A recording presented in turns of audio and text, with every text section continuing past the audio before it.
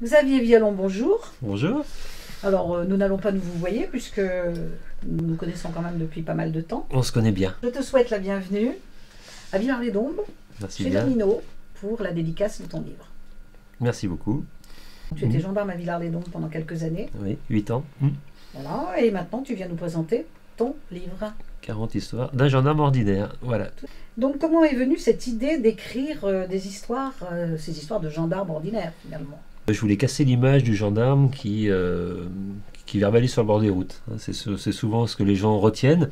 Et c'est une toute petite partie de notre travail, encore plus chez moi, donc, parce que moi, c'est pas mon truc.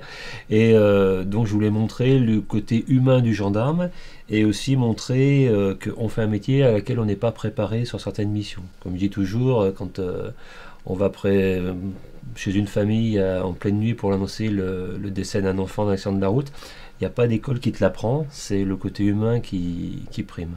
Mais cette écriture, tu l'as commencée où finalement? À Villars ou un petit peu plus loin lorsque tu as été muté ailleurs? Alors je l'ai commencé vraiment sur Tahiti, donc avant de revenir en métropole.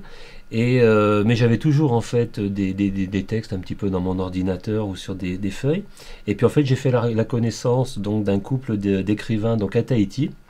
Et on est venu à discuter. Et puis donc Monique, donc la dame me dit, mais je pense que tu aurais des choses certainement à raconter. Alors je dis, écoute, j'ai quelques textes, mais je ne sais pas du tout ce que ça vaut. Donc elle m'a dit, bah, écoute, tu me les envoies sur Internet, et puis je vais te dire. Et puis quand elle les a reçus, donc quelques jours après, elle m'a contacté, elle m'a dit, écoute, c'est super, il faut vraiment que tu fasses faut que tu fasses des histoires. Alors je dis, écoute, pas de problème, mais il faut que tu sois ma correctrice. Donc c'est parti comme ça. Voilà, c'est très bien ça. Mmh. Quand est-ce que tu trouves le temps d'écrire? Alors c'est souvent le soir. Donc, moi je suis pas très télé, donc c'est souvent le soir. De toute façon il faut un petit peu de tranquillité. Donc souvent le soir quand tout le monde dort, donc que je me mets à écrire. Voilà, c'est à ce moment-là de la journée. Mais la page blanche pour toi c'est une hantise ou une excitation? C'était une hantise au départ. C'était une hantise au départ, et puis bon, j'ai un plan. Quand j'écris une nouvelle, j'ai un plan, mais on en parlera après, mais dans la suite, par exemple, j'étais parti sur une histoire où je voulais en mettre un petit peu plein la tête des journalistes, et puis par rapport à un tsunami à Tahiti, etc. Donc j'avais un plan, et puis j'ai dévié, et puis l'histoire, elle est née, mais je suis parti sur autre chose, quoi. Donc j'ai un plan, mais bon, c'est pas non plus très strict dans ce que j'écris. Oui, voilà, tu n'as pas une structure bien. Non. J'ai l'idée de base, là, voilà. La chute aussi, c'est important. Où c'est que je vais emmener mon lecteur. Mais après, bon, ça peut dévier, quoi.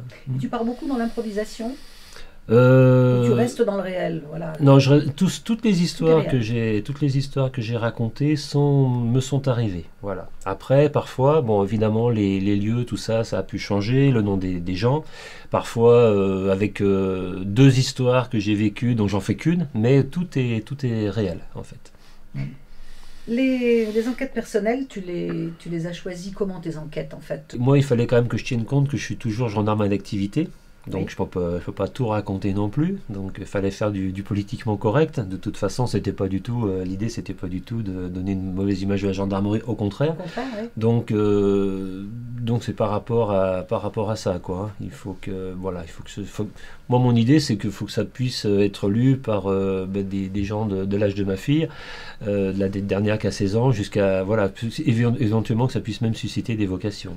À quand le prochain livre? Bon, j'en ai entendu parler, mais c'est pour quand exactement? Alors le prochain livre, il est terminé, et depuis le week-end dernier, donc il est sur le bureau de mon éditeur, et il va sortir au mois de mai avec une préface de Pierre Bellemare.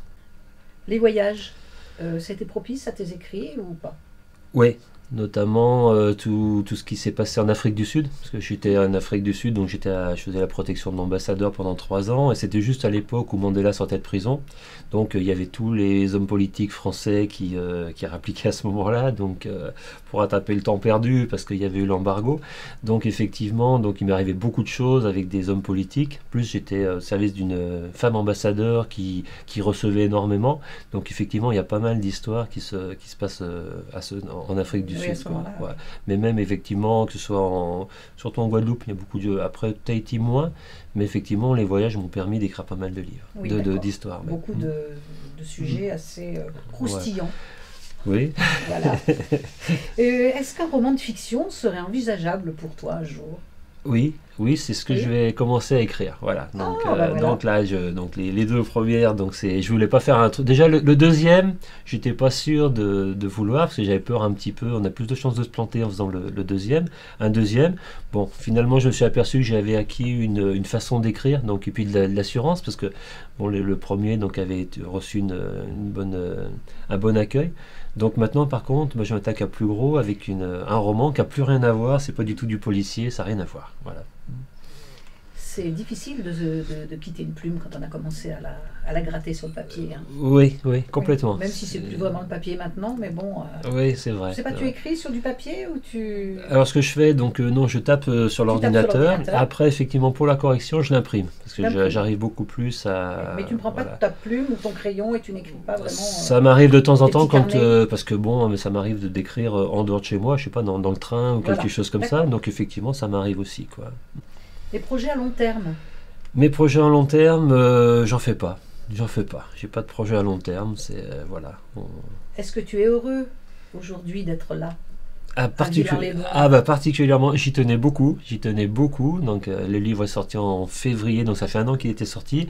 Il fallait que ça puisse s'organiser tout ça, mais je suis particulièrement heureux d'être ici parce que les 8 ans que j'ai passés ici, autant professionnellement qu'humainement, m'ont énormément apporté. C'était un moment de ma vie où voilà, j'ai besoin de me poser, de reprendre, de remettre un petit peu les fondations. Donc effectivement, je suis particulièrement heureux d'être ici. Oui. Et je pense que tu as laissé un très bon souvenir. Bah oui, lorsque j'en parle avec plusieurs personnes, toujours un très bon souvenir de Xavier Vialon. Bah, ça me fait plaisir. Et ces séances dédicaces, donc, qu'est-ce qu'elles t'apportent? Alors c'est surtout les rencontres. Rencontres avec tes lecteurs. Voilà, faut pas. Moi, je fais pas ça du tout pour gagner des sous. De toute façon, faut vraiment être très très connu pour ça. Mais c'est surtout, voilà, c'est la rencontre avec les lecteurs, c'est la rencontre aussi avec d'autres auteurs. On rencontre des gens fabuleux qui sont pas forcément connus, mais qui écrivent des petits bijoux. Voilà, c'est surtout ça que ça m'apporte. C'est tout ce qui est donc rapports humains. Voilà, c'est ça qui me plaît. Eh bien, c'est parfait, Xavier Vialon. Je te remercie d'être venu. Merci beaucoup. C'est moi qui te remercie. Au prochain livre, qui va s'appeler Un gendarme, un homme. Voilà. Alors rendez-vous pour Un gendarme, un homme. À la prochaine fois. J'attendrai pas 1 an avant de venir le présenter. Merci beaucoup. Merci, au revoir Xavier. Merci. Oui. N'est-ce pas beau? Voilà.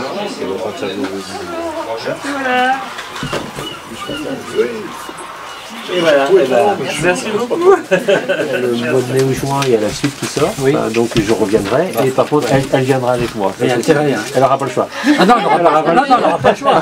Autrement, je ne viens pas. C'est pas pour toi que je suis venu. Hein. Je sais bien. D'ailleurs, quand il est avec moi, je vends 2 fois plus de bouquins.